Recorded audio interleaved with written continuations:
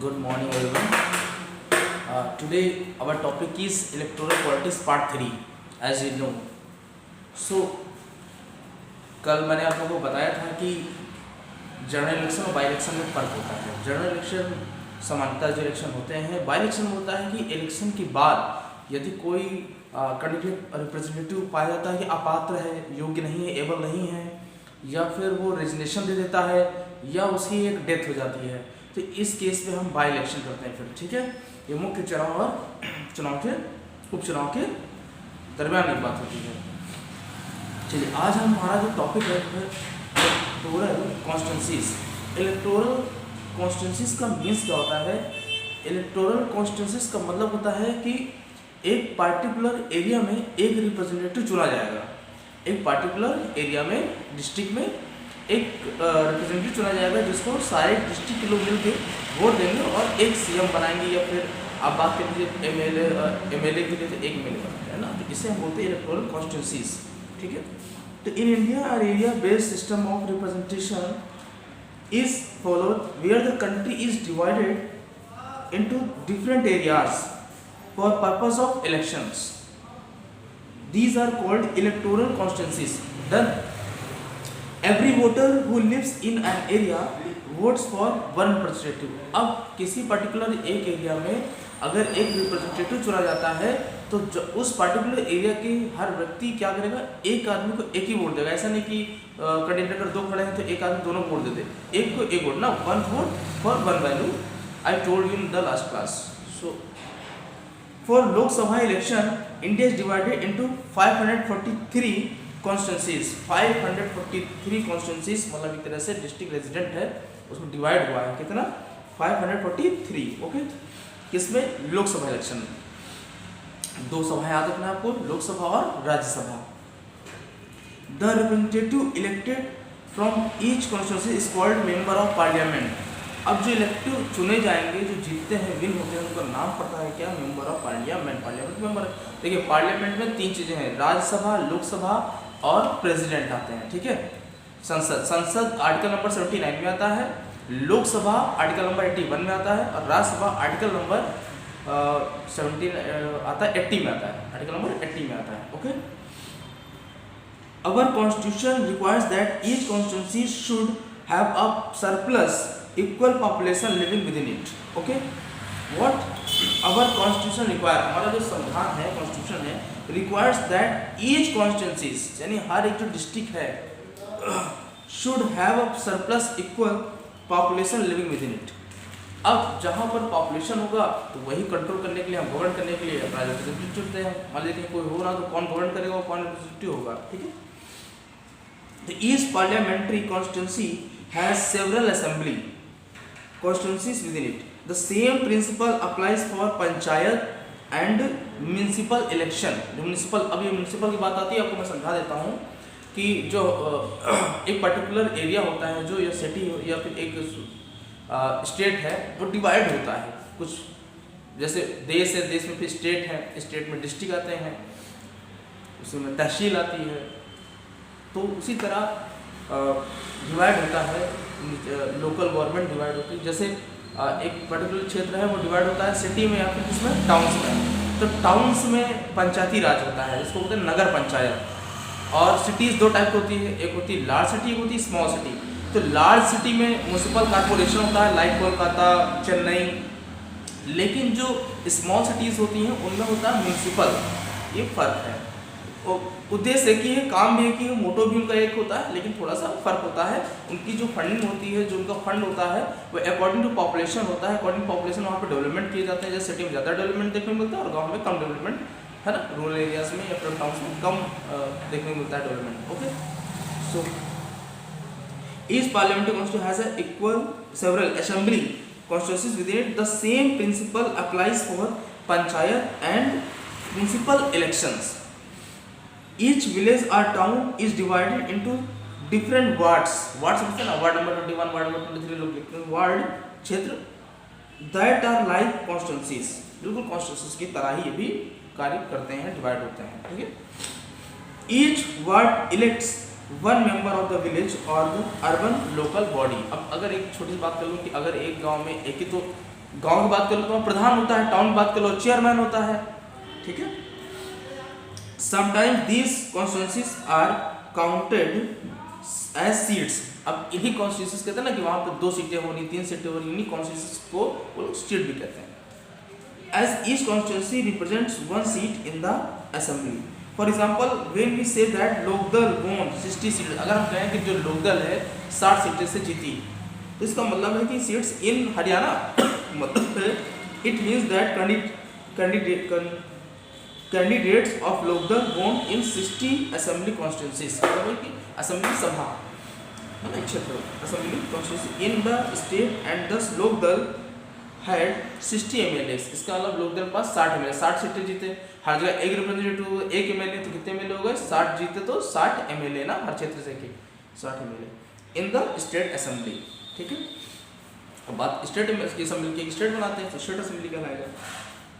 एक बात बता देता हूँ, अभी जैसे मुख्य चुनाव आयुक्त सबसे पहले कौन थे? तो मुख्य चुनाव आयुक्त मतलब chief election commissioner of India बहुत पहले थे सुकुमार सेन, पहले थे सुकुमार सेन। अभी कौन इतने समय 23 नंबर की अगर बात कर ले हम, तो 23 नंबर पे सुनील अरोड़ा थे। अभी 24वें हैं जो कि 2021 में बने हैं, अप्रैल में बने, 13 अप्रैल 2021 से, तो वो हैं सुशील चंद्रा। ये बात आप जानना, सुशील चंद्रा इस वक्त chief election commissioner of India हैं, ओके।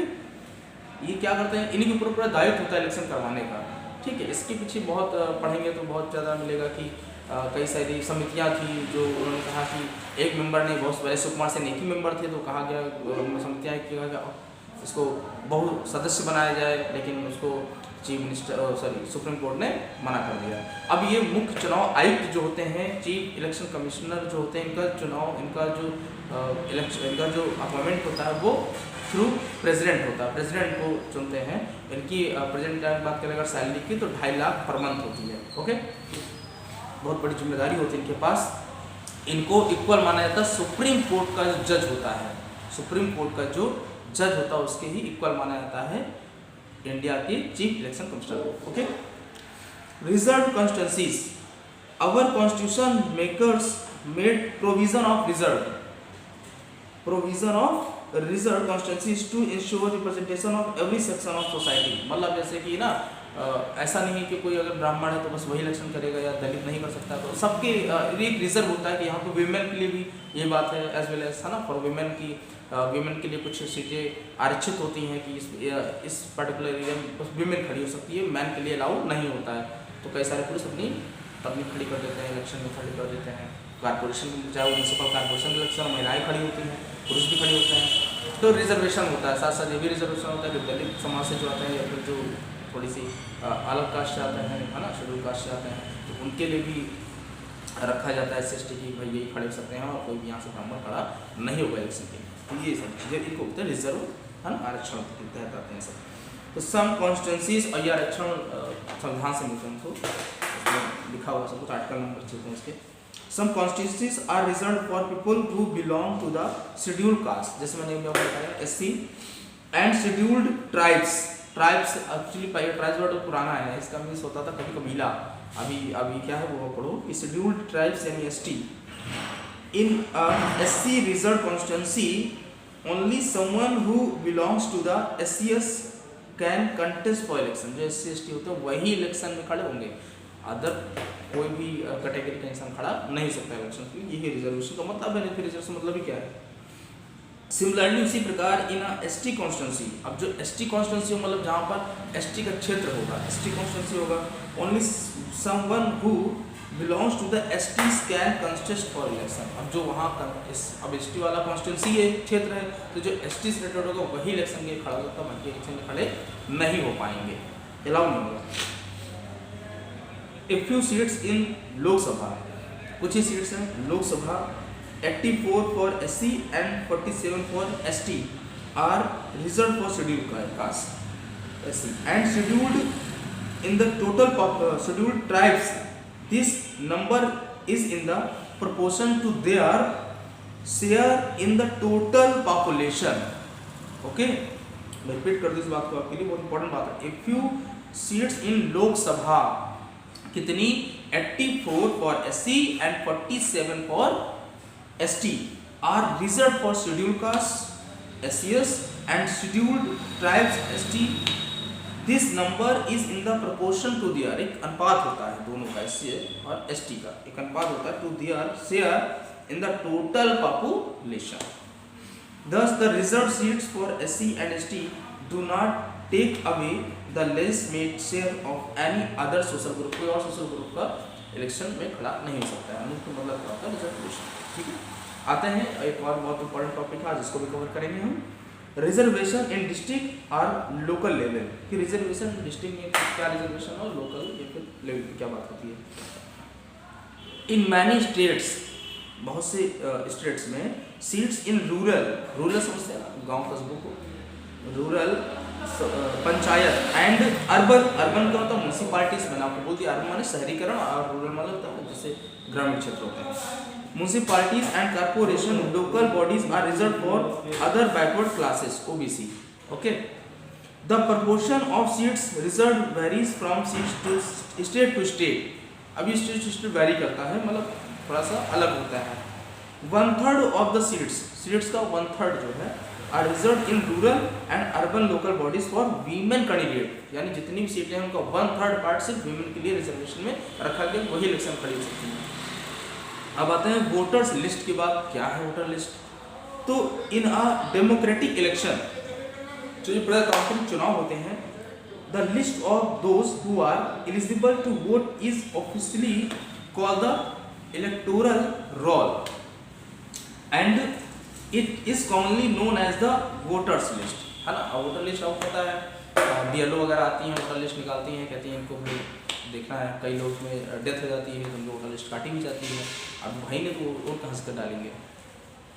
तो it is the responsibility of the government to get the names of all the eligible voters put on the voters list. ये गवर्नमेंट की ड्यूटी है कि जितने भी एलिजिबल वोटर्स हैं वो सारे वोटर लिस्ट में होने चाहिए तब तो वोट करेंगे। The right to vote falls under universal adult. देखो एक यूनिवर्सल एडल्ट फ्रांचाइज होती है, इसमें राइट टू वोट होता है, ठीक है, और इसी के तहत ये चला है। ये स्टार्टिंग इसकी फ्रांस से ही सारी शुरुआत होती है, फ्रांस के बाद जर्मनी और फिर धीरे धीरे देखने को मिलता है सब। ठीक है, जैसे पता है इंडिया का जो संविधान बना है बहुत से देशों से कोई भी चीज़ें लेके संविधान बना है। जैसे हम बात करें अगर जो संविधान की भाषा है ना, इसको बोलते प्रस्तावना, तो प्रस्तावना की जो भाषा है ये ऑस्ट्रेलिया से लिया गया है। अगर बात करें मूल अधिकार की बात करें तो मूल अधिकार कहाँ से लिए गए हैं, मूल अधिकार बात करें अमेरिका से लिए गए हैं। तो इसी तरह कुछ चीज़ें सबसे ली गई है ना। चलिए, it means all the citizens who aged 18 years, इसका मतलब है जो 18 साल के लोग हो गए हैं एंड एबव कैन वोट, जो 18 साल इसके ऊपर वो वोट कर सकते हैं। देखिए अभी जैसे लड़कों की एज कितनी है, 21 ईयर्स मानी जाती है, लड़की की 18 थी तो ये मुद्दा चल रहा है लड़की को भी 21 कर दिया जाता है। एक एज मानी जाती है गवर्नमेंट, उसके थ्रू वोट कर सकते हैं in an election regardless of his और हर कास्ट, रिलीजन और जेंडर।